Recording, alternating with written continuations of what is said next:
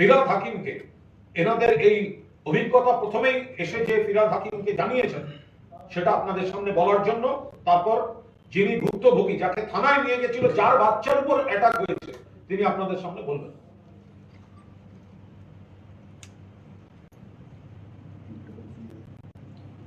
প্রথমেই আমরা যারা বাংলায় কথা বলি তারা ভারতীয় কি ভারতীয় নয় এই ক্লারিফিকেশন মোদী সাহেব এবং অমিত শাহ সাহেবের কাছে চাইছি। আমরা যারা বাংলায় কথা বলি ভারতবর্ষের মাটিতে জন্মে বড় হয়েছি, ভারতবর্ষের অঙ্গরাজ্য পশ্চিমবঙ্গে, এখানে বড় হয়েছি, খেয়েছি, দিয়েছি, নিজেদের ভারতীয় হিসেবে আমরা গর্ব অনুভব করি। তারা ভারতীয় কি নয় সেই প্রশ্নের জবাব অমিত শাহজিকে দিতে হবে, মোদীজিকে দিতে হবে। কারণ ডবল ইঞ্জিন সরকার যেখানে যেখানে আছে সেখানে বাংলা বললেই বাংলাদেশি, বাংলা বললেই হার যাও, বাংলা বললেই তাকে বাংলাদেশি হয়। ইভেন এমন কথা ওনাদের কাছে সকালে আমি শুনলাম যেখানে মমতা ব্যানার্জিকেও বাংলাদেশি বলা হয়েছে। আমি এর তীব্র প্রতিবাদ করি। ভারতবর্ষ ভাঙার চেষ্টা দয়া করে মোদী এবং অমিত শাহ করবেন না। এই আপনাদের ভাবধারা এবং আরেকটা ইসলামিক কঠোরপন্থী ভাবধারায় আমাদের দেশ একবার ভাগ হয়েছে। আপনাদের এই ষড়যন্ত্রের বিরুদ্ধে আমরা লড়ব। ভারতবর্ষ এক থাকবে। ভারতবর্ষের সব মানুষ যে ভাষায় যে কথা বলে সে নিজের অধিকারে মাথা তুলে ভারতবর্ষে বাঁচবে। ভারতের স্বাধীনতা আসতো না যদি এই বাংলা না থাকতো, যদি সুভাষ বোস না জন্মাতো, যদি বাঘাযতীন না জন্মাতো, যদি ক্ষুদিরাম না জন্মাতো, তাহলে এই ভারতবর্ষের স্বাধীনতা আসতো না। যারা বাংলার থেকে অবদান দিয়েছেন স্বাধীনতা, ভারতবর্ষের আজকে আপনারা যে প্রধানমন্ত্রী রাষ্ট্র যে মন্ত্রী রয়েছেন তার অবদান ওইখানে পার্লামেন্টে দাঁড়িয়ে রয়েছেন স্বাধীন ভারতবর্ষে, তার অবদান বাংলা দিয়েছে। বাংলাকে আপনি অবমাননা করতে পারেন না। বাংলা আমার মাতৃভাষা, সেই ভাষার জন্য যদি বলতে বলতে প্রাণ যায় তো যাবে, সেই ভাষা ছাড়বো না। সব ভাষাকে আমরা সম্মান করি, সব ভাষাকেই মমতা ব্যানার্জি বলেছেন বারবার করে যে সব ভাষার মানুষ সমান অধিকারে আমার পশ্চিমবঙ্গে থাকবে। কিন্তু আমার পশ্চিমবঙ্গের মানুষ বাইরে গেলে বাংলা ভাষায় কথা বললেই বাংলাদেশি। আমরা বাংলাদেশি নই। বাংলাদেশ হিস্টোরিক্যাল কারণে একটা আমাদের দুর্ভাগ্য, একটা আলাদা দেশ হয়ে গেছে অনেক দিন আগে, সেটা একটা অন্য দেশ। কিন্তু ভারতবর্ষ আমার দেশ, বাংলা আমার রাজ্য, এবং ভারতবর্ষের কনস্টিটিউশনে বাংলা ভাষা, এটা আমাদের কনস্টিটিউশনাল অ্যাপ্রুভ ভাষা। এই ভাষাকে অবমাননা করতে পারেন না। দিল্লি পুলিশের বাপের ক্ষমতা নেই যে বাংলা ভাষাকে কনস্টিটিউশনাল যে আমাদের স্বীকৃত ভাষা তার থেকে সরিয়ে দেওয়া। আমি যখন এই বোনের কাছে শুনলাম কি অত্যাচার, শুধু একটাই দোষ, বাংলায় কথা বলতে পারে, বাংলায় কথা বলে, কিভাবে দিল্লিতে তাদের হেনস্থা করা হচ্ছে। বাচ্চাটাকে পর্যন্ত চড় মেরে তার কান ফুলিয়ে দেওয়া হয়েছে, হাসপাতালে ট্রিটমেন্ট করতে দেওয়া হয়নি। আমাদের ভারতবর্ষে এই রকম ডিভাইড এন্ড রুল পলিটিক্স, যেখানে বাংলার থেকে শুধু মুসলমান নয়, হিন্দু মুসলমান সবার উপরে, গরিব মানুষ যেখানে যেখানে বাংলা থেকে গেছে তাদের উপর অত্যাচার হচ্ছে। কিন্তু তারপরেও আমরা বলবো অনেক পরিযায়ী শ্রমিক আমাদের অন্য রাজ্য থেকেও বাংলায় এসছে, আছেন, প্রত্যেকটা জুট মিলে আছেন, কয়লাতে আছেন, আমাদের যে আয়রনের যে কোম্পানি তাতে কাজ করছেন, বিভিন্ন জায়গায় আছেন। তারা সসম্মানে এখানে থাকবেন, কারণ এই দেশটা আমাদের সকলের দেশ। অত্যাচারের কথা শুনতে চান? একটু আমার বোনের কাছে শুনুন অত্যাচারের কথা। কি হয়েছিল?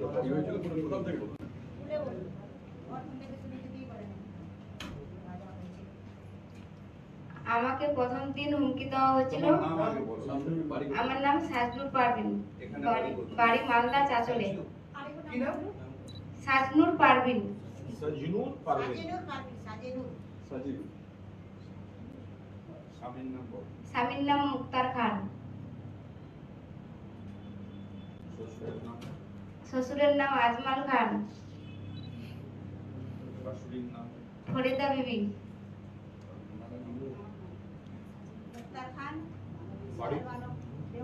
বাড়ি চাচল। দিল্লিতে কোথায় থাকতেন? দিল্লিতে থাকতাম আমরা পাণ্ডবনগর, মান্ডাওয়ালি, শ্রীরাম চক। এবার প্রথম কি হলো? প্রথম দিন একদিন আমাদের ঘরে 4টা লোক এসেছিলেন। তারা এসে বললেন আমরা পুলিশের লোক, আমাদেরকে আধার কার্ড দেখান। আমি আধার কার্ড বের করে দিতে দিতেই ওনারা বললেন আপনার হাজবেন্ড কোথায়? আমি বললাম আমার হাজবেন্ড কাজে গেছে, ও এখন বাড়িতে নাই। ওনারা বলল আপনারা বাংলাদেশি, আপনারা এখান থেকে পালাবার চেষ্টা করবেন না। আমি বললাম আমরা যে বাংলাদেশি না, তো আমরা কেন পালাবো? আমরা পালাবো না, আমরা এখানে আমাদের ডিউটি আমরা ঠিকই পালন করব। আমরা এখান থেকে কোথাও যাব না। তারপরের দিন ওরা আবার 4 জন এসে, 2টা মহিলা 2টা পুরুষ এসে আবার বলল পুলিশের লোক আমরা, আমাদের সাথে আপনাকে যেতে হবে, আপনি হচ্ছেন বাংলাদেশি। আমি বললাম আমি মালদা ডিস্ট্রিক্টের লোক, আমি কিভাবে বাংলাদেশি? ওরা কিছু না শুনেই ওরা আমাকে একটা নির্মম জায়গায় নিয়ে গেল, নিয়ে যেয়ে ওখানে প্রচন্ড অত্যাচার করতে শুরু করে দিল। ওরা বলল আপনার স্বামীকে এখানে নিয়ে আসুন। আমি বললাম, ওরা তখন বলল যে বাংলাদেশি, আপনারা বাংলাদেশি। আমি বললাম আমরা বাংলাদেশি না। এই কথাটা বলার পর আমাকে 2টা থাপ্পড় মেরেছিল। মারার পর বলল যখন তুমি স্বামীকে ডাকতে পারবে না, তো তুমি জয় শ্রীরাম বলো, তারপর তোমাকে ছাড়া হবে। আমি বললাম আমি মুসলমান, আমি কিভাবে জয় শ্রীরাম বলবো? এই কথাটা বলার পর আমার পেটে একটা লাথি মেরেছিল। লাথি মারার পর আমার ছেলেটাকে ওরা কেড়ে নিয়ে, একটা মহিলা মেরেছিল। মারার পর আমার ছেলেটাকে ওরা কেড়ে নেওয়ার চেষ্টা করছিল। বলছে ওরা একদম এত ছিঁড়াছিঁড়ি করতে করতে আমার ছেলেটা উপর খেয়ে পড়ে গেছিল। আর কানের মধ্যে ওরা থাপড় দিয়েছিল, কান থেকে রক্ত পড়ছিল, কানে আচরণ এখনো আছে, আর মাথাটাও ফুলে গেছিল পড়ে যেয়ে। তখন আমাদেরকে ও হুমকি দিল 25,000 টাকা দিলে ছাড়বো, না হলে ছাড়বো না। তখন ওরা আমাদের কাছ থেকে, আমি তখন আমার স্বামীকে ওরা ফোন করালো ওদেরই নাম্বার দিয়ে। আমি ফোন করার পর আমার স্বামী আবার আমার শাশুড়িকে ফোন করেছিল। আমার শাশুড়ি টাকাটা নিয়ে ওই জায়গায় পৌঁছেছিল। ওই জায়গাতে আমাদেরকে টাকা নিয়ে ওরা ছেড়ে চলে গেছিল। চলে যাওয়ার পর আমরা বাড়িতে গেলাম। বাড়িতে যাওয়ার পর সন্ধ্যার সময় পুলিশ ঢুকে গেল। পুলিশ, মিডিয়াওয়ালা সবাই ঢুকে আমাদেরকে, মিডিয়াওয়ালা পুলিশের হাওয়ালে করে দিল। পুলিশ আবার আমাদেরকে থানায় নিয়ে চলে গেছিল। থানায় নিয়ে যাওয়ার পর আরো অত্যাচার শুরু করে দিল। বললো তোমরা পশ্চিমবঙ্গের লোক, পশ্চিমবঙ্গের লোক মানেই তো বাংলাদেশি, পশ্চিমবঙ্গ মানেই বাংলাদেশি। এরকম করার পর আমাদেরকে 3 জনকে 3 জায়গায় করে দিয়েছিল, কারোর সাথে কারো দেখা করতে দিচ্ছিল না। আর ওরা উপর থেকে হুমকি দিচ্ছিল, বললো যে আমাদেরকে মমতা এভাবে এভাবে করতে বলেছে। এত ভয় দেখাচ্ছিল, এত অত্যাচার করছিল, বলার শেষ নাই। বাচ্চাগুলোকেও থাকতে ছিল সাথে, কেড়ে কেড়ে নিয়ে চলে যাচ্ছিল। আমরা ভয়ে জান নিয়ে পালিয়ে এসেছি। আমাদেরকে এনারা অনেকটা উপকার করেছে। এনারা আনিয়েছে দিল্লি থেকে বাড়িতে। হ্যাঁ, সই তো অনেক জায়গায় করিয়েছে, অনেক জায়গায়, বলার শেষ নাই। আমাদেরকে কিচ্ছু বলেনি, ওরা সাইন করিয়ে নিয়েছে। আর আমাদের ফোন দুটো ছিঁড়ে নিয়েছে। মেডিকেল ট্রিটমেন্টে গেছিলাম, আমাদের কাছে ওই কাগজও আছে, কিন্তু ওনারা বলেছিলেন লাল বাহাদুর হসপিটালে বলেছিল 9টার সময় আল্ট্রাসাউন্ড করানোর জন্য। ওরা আল্ট্রাসাউন্ড করায়নি, বাচ্চাটার ট্রিটমেন্টও করায়নি। আর মোবাইলও ছিনে নিয়েছে দুটোই। মোবাইল এখনো দিল্লিতে আছে, তাই না? হ্যাঁ, মোবাইল এখনো পুলিশের কাছে আছে। এখানে বিপজ্জনক দিকটা হচ্ছে উনি যা বলছেন না, যে বহু জায়গায় সই করিয়ে নিয়েছে। এবার কি ভাষায় কি লিখেছে, তখন ওই আতঙ্কের মধ্যে কিসে সই করেছেন সে তো ওনাদের পক্ষে এখন জানাও সম্ভব না, বলা তো দূরের কথা। ওখানে কি লেখা ছিল বা পরে কি লিখেছে সেগুলো তো জানা সম্ভব না। কিন্তু একটা জিনিস পরিষ্কার যে একটা ভয়ঙ্কর পরিবেশ তৈরি হয়েছে, যেটা মাননীয় ফিরহাদ হাকিম বললেন। এবার মমতা বন্দ্যোপাধ্যায় মাননীয় মুখ্যমন্ত্রী সেটাকে সর্বসমক্ষে আনার পর তার সেই টুইটের সত্যতা নিয়ে যারা প্রশ্ন তুলছিল সোশ্যাল মিডিয়ায়, দয়া করে এবার দেখুন যে মুখ্যমন্ত্রী সঠিক কাজ করেছেন, সঠিক কথা বলেছেন। এবং এখানে মহিলাদের উপর, বাচ্চার উপর যে পরিমাণ বাংলা মাতৃভাষা বলে অত্যাচার হয়েছে, ফলে ওরা এখন কলকাতা পুলিশে তারা অভিযোগ দায়ের করবেন। যেভাবে তাদের অত্যাচার হয়েছে, টাকা নেওয়া হয়েছে, জিনিসপত্র আটকে রাখা হয়েছে, মোবাইল নিয়ে নেওয়া হয়েছে, সবচেয়ে বড় কথা নানা জায়গায় সই করানো হয়েছে ভয় দেখিয়ে। কারণ তখন তো আটকে পড়া একজন মহিলা, তিনি কি করবেন সেখানে? কারোর সঙ্গে কারোর দেখা করতে দিচ্ছিল না। এই পরিস্থিতিতে এখন রাজ্য সরকার, মমতা বন্দ্যোপাধ্যায় মাননীয় মুখ্যমন্ত্রীর নির্দেশে ফিরহাদ হাকিম এনাদের আনুষঙ্গিক সব দায়িত্ব নিচ্ছেন, সেগুলো ববিতা নিজে বলে দিচ্ছে।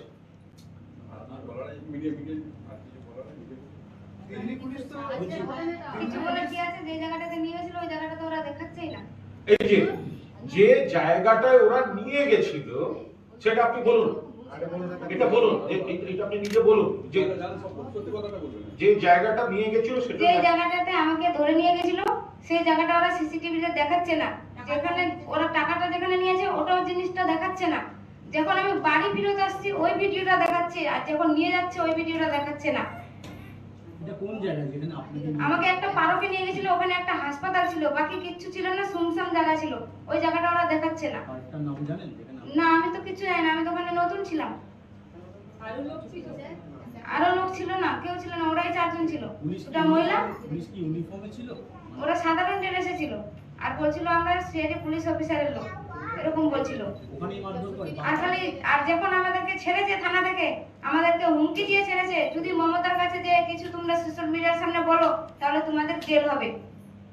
কে বলছে? পুলিশ বালা বলেছে থানা থেকে, যেদিন আমাদেরকে ছেড়েছে কালকে। পুলিশ একটা ভিডিও দেখাচ্ছে, সিসিটিভি দেখাচ্ছে, হ্যাঁ, সেখানে দেখা যাচ্ছে যে আপনি আপনার বাচ্চাকে নিয়ে হেঁটে যাচ্ছেন। সেটা তো বললেন, আর কতবার বলা? ওটা আমাকে যখন সবজি কিনতে যাচ্ছে ওটা দেখাচ্ছে, যখন আমাকে ধরে নিয়ে যাচ্ছে ওটা তো দেখাচ্ছে না ওরা। আমি ওখানেও বলেছি ওটা, যখন আমাকে ধরে নিয়ে যাচ্ছে ওটা কেন দেখাচ্ছেন না?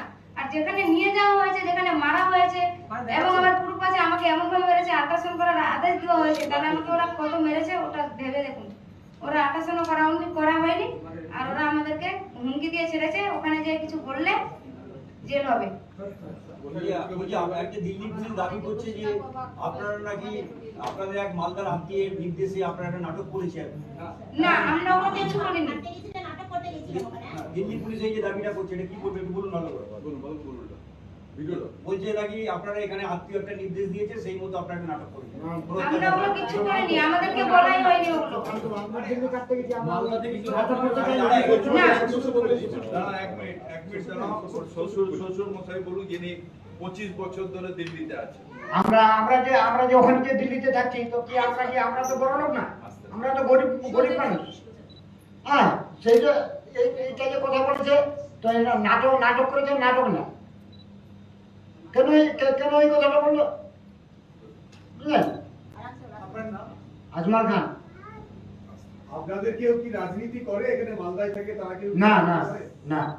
যাকে বলা হচ্ছে আপনাদের আত্মীয়, তিনি কে? সেটাই না আপনার কাছে? আমার শ্বশুর একাই, আমার স্বামীও একাই। बापी खान नाम बापी खान का किसी को पहचान दे आप?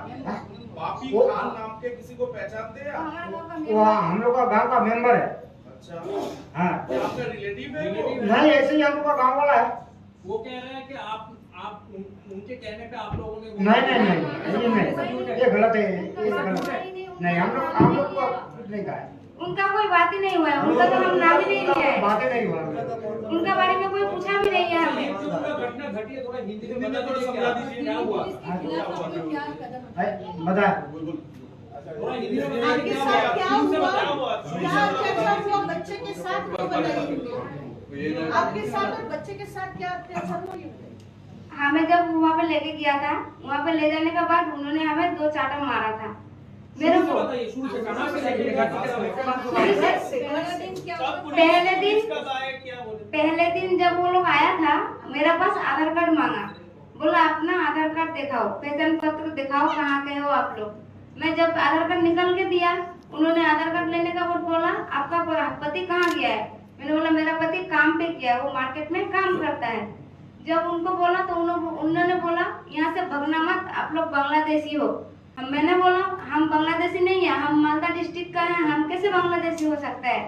उन्होंने बोला मालदा मतलब नहीं, पश्चिम बंग मतलब बांग्लादेशी है, आप लोग बांग्ला भाषा से बात करती हो, इसकी मतलब बांग्लादेशी है। मैंने बोला उसको, जब हम पश्चिम बंग का तो ममता बनर्जी भी है, फिर वो भी बांग्लादेशी है। बोला वो बाद में दिखा जाएगा, मतलब बांग्ला से बात करने में बांग्लादेशी हो। ये बोलने के बाद वो लोग चला गया, आधार कार्ड भी लेके चला गया मेरा। ले जाने के बाद उसका उल्टा दिन आया 11:30 बजे, दूसरा दिन। तब मेरे को उन्होंने, मेरा लड़की को मैं नहलाने जा रही थी, उन्होंने मेरे को वहीं से लेके चला गया। मेरा लड़का का बनियान पहना के लेके गई हूँ मैं, उनका शरीर में कपड़े नहीं था, बनियान में लेके गई हूँ उसको। जब उन्होंने वहाँ पे लेके गया तो ये जगह ऐसे था, वहाँ पे ना कोई था, एक खाली अस्पताल था जिसका नाम है मंगलम अस्पताल। मैंने वहाँ पे सुना, आदमी बोला मंगलम अस्पताल है ये, और ये सुनसान एकदम पार्क था, कुछ नहीं था, बस जामुन का पेड़ था और पेड़ पूरा पार्क में पेड़ हुआ था। और कोई दूर से आएगा भी ना तो बाहर से नहीं देखेंगे अंदर कोई है। ऐसी जगह पे ले गया था मेरे को उन्होंने। वहाँ पे ले जाने के बाद बोला अपना हस्बैंड को बुलाओ। मैंने बोला वो काम पे गई है, वो रात 10 बजे काम पे से आता है, वो कहाँ से आएगा मेरे पास, वो नहीं आ पाएगा।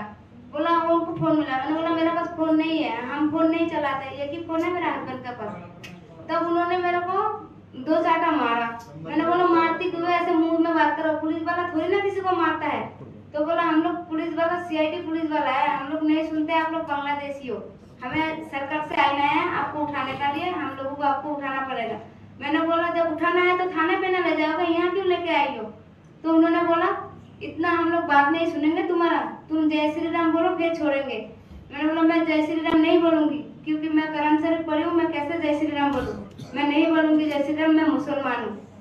उन्होंने बोला जय श्री राम नहीं बोलोगे तो पैसा 25,000 पैसा लेके आओ तब छोड़ेंगे। फिर उन्होंने ही फोन मिलाया मेरा पति का पास, उनका मैंने नंबर दिया, मेरे को बोला नंबर दो नहीं तो फिर मारूंगी। और एक तो लात मार दिया था पेट में मेरा, मैं इतना काबू हो गई थी क्योंकि मेरा पहले से बीमार है। मेरे को एक बार लाखों मार दिया था, उस टाइम से मैं बहुत नरम हूँ, मैं ना ताकत हूँ, मेरा हाथ में भी ताकत नहीं है, ये पैर में भी ताकत नहीं है।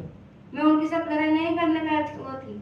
मेरे को तब उन्होंने बोला मांगाओ पैसा फिर छोड़ूंगी। मैं अपने पति को बोला, मेरे से बुलवाया, मैंने बोला ऐसे ऐसे बात है, मेरे को यहाँ पे रखा है, जगह का नाम नहीं बता रहा इन्होंने, खाली बोल रहा है मंगलम अस्पताल है। तो मेरा पति फिर उसका मम्मी को फोन मिलाया, मेरी सास को।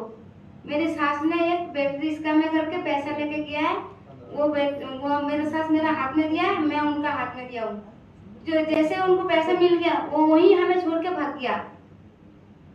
इसके बाद हम लोग जब घर आएंगे रास्ता में भटक गई थी। जब मेरा लड़का को छीना-छीनी किया उन्होंने, मेरा लड़का मिट्टी में गिर गया था, उसका यहाँ पे सिर में भी चोट लगा था और कान से खून निकल गया था, उनका नाखून लग गया था, पूरा खून निकल गया था। अभी भी उनका निशान है कान पे, देख सकते हो तो देख लो, उनको इतना मारा है मेरा बच्चे को। आप कह रही थी कि जो CCTV दिखाया जा हाँ, रहा है, वो जहाँ मैं रोती थी बैठ के वहाँ का दिखा रहा है, वो लोग जहाँ मेरे को लेके गया है वो नहीं दिखा रहा है एक बार भी। मैंने वहाँ पे भी बोला जहाँ मेरे को लेके गया वो जगह तो अब दिखाई नहीं हो, वो पार्क तो आ ही नहीं रहा है।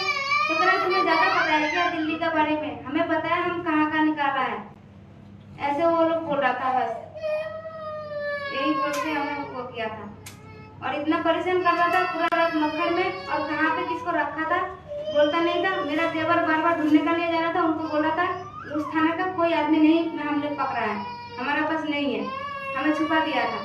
थाने में आपके क्या फोन ले गए? मोबाइल फोन आपके पास? दोनों फोन छीन लिया है और हमें बहुत पेपरों में साइन करवाया है।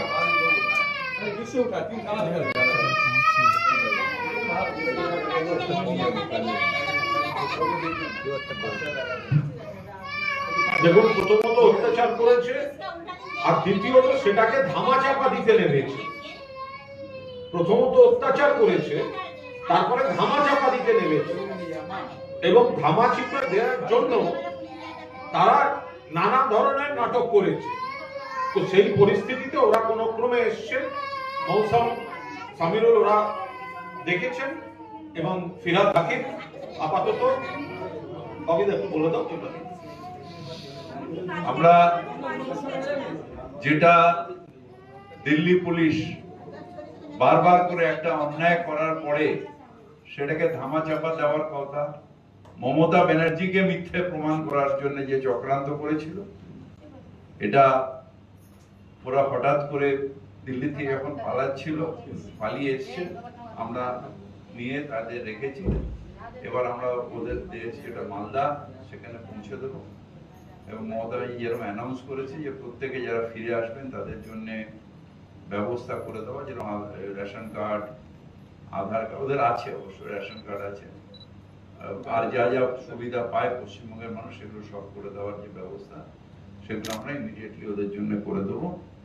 আর কালকে ওদের আমরা মালদায় পৌঁছে দেবো। दादा, इस सिलसिले में बीजेपी की तरफ से एक जो है कंप्लेंट भी दिल्ली पुलिस को लॉन्च वो कंप्लेंट किया है ममता बनर्जी के अगेंस्ट, जो किया है उसके लिए हम लोग आज आपके सामने आए, जो कितना बीजेपी कितना छुड़ा पार्टी है, कितना झूठा पार्टी है, बच्चा को भी नहीं छोड़ता है। जो ओरिजिनल ये मेरे बहन जो आपके सामने बताई, वो जो बताई, आप लोग सब तरह से पूछ ली, तो ये जो बताई ये सत्य घटना है और हमारा ये घटना एक है, और चारों तरफ जो घट रहा है डबल इंजन सरकार में, हम इसका विरोध कर रहे हैं और ये विरोध हमारा चलेगा, क्योंकि हमारा मातृभाषा बंगला है और बंगला की इज्जत के लिए हमको जितना दूर तक जाना पड़ेगा हम जाएंगे।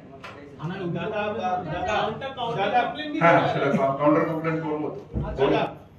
बीजेपी ने ये भी कहा है कि ममता बनर्जी कल अपनी स्पीच में बताई थी कि माइनॉरिटी को लौटाने के लिए बंगाल में, तो बीजेपी ये फिर से झूठा, माइनॉरिटी का मेजोरिटी का बात नहीं है।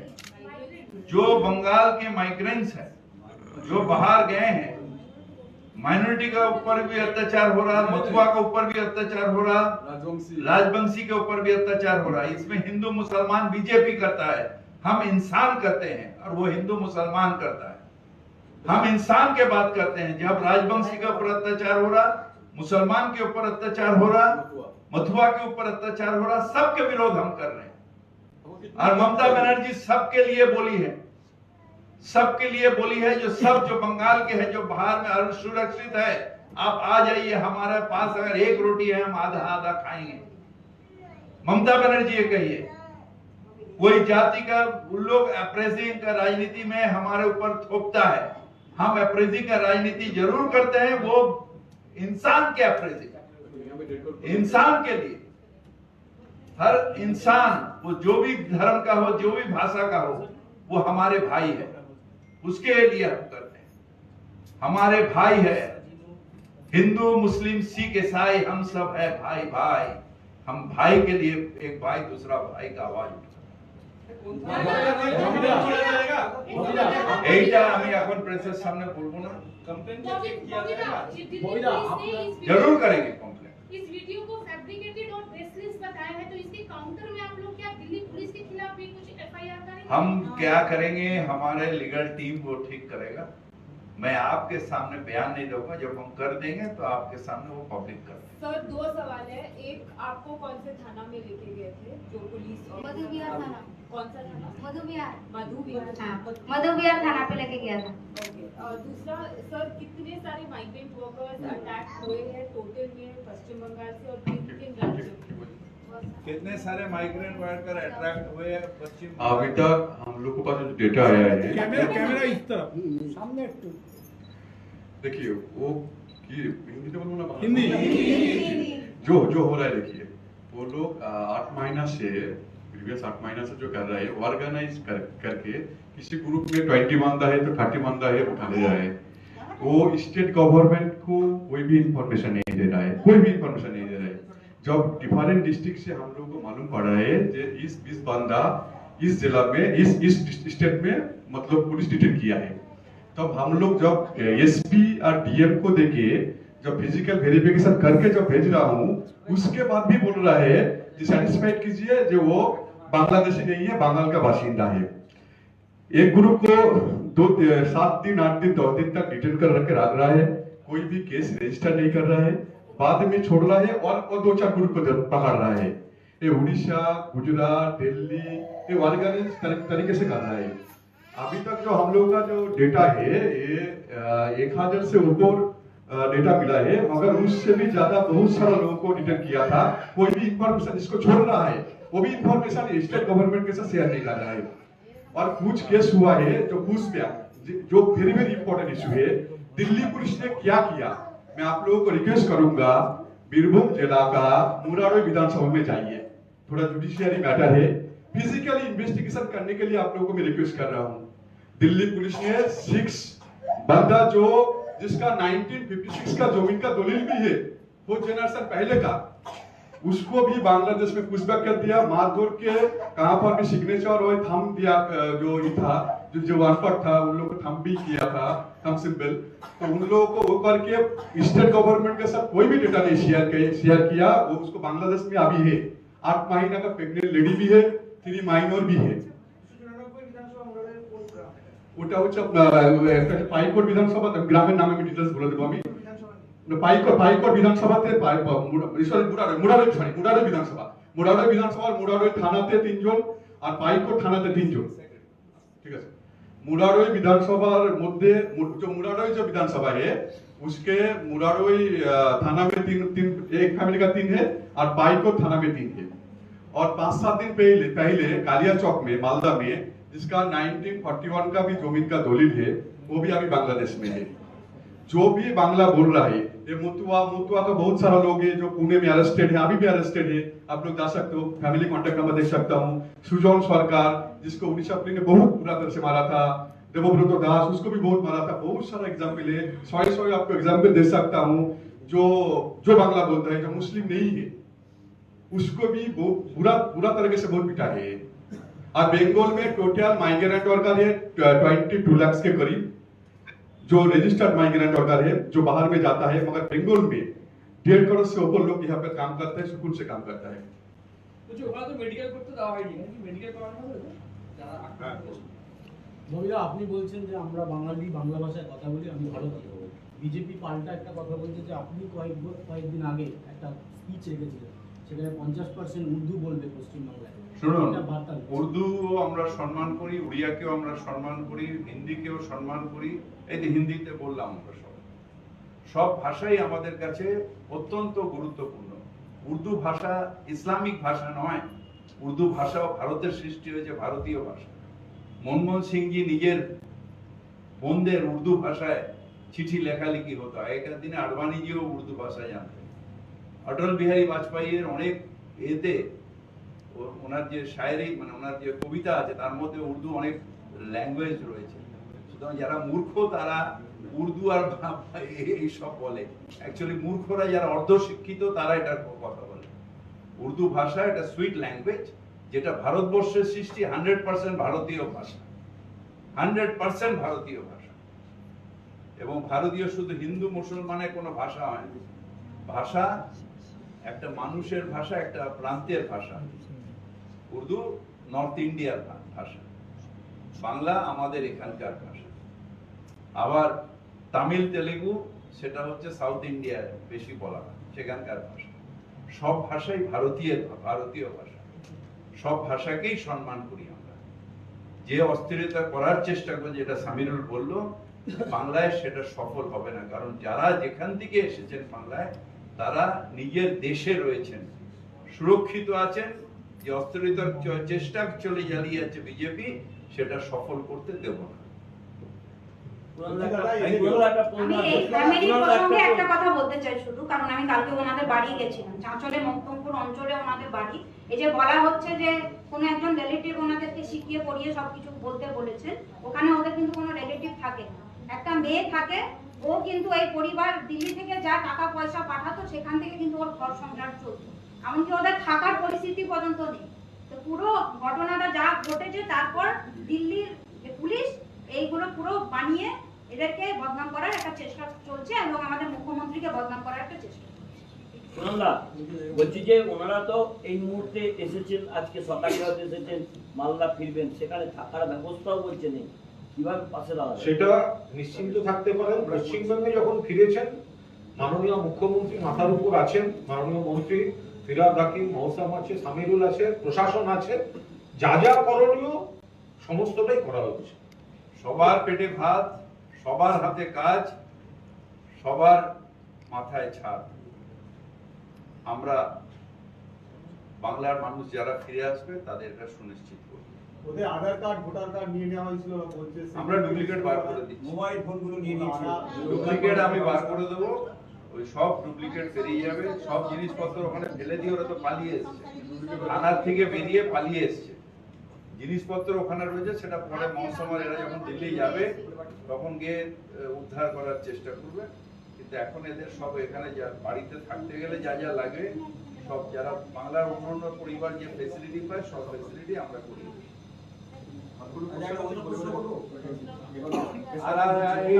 আজকে এটার বাইরে এখন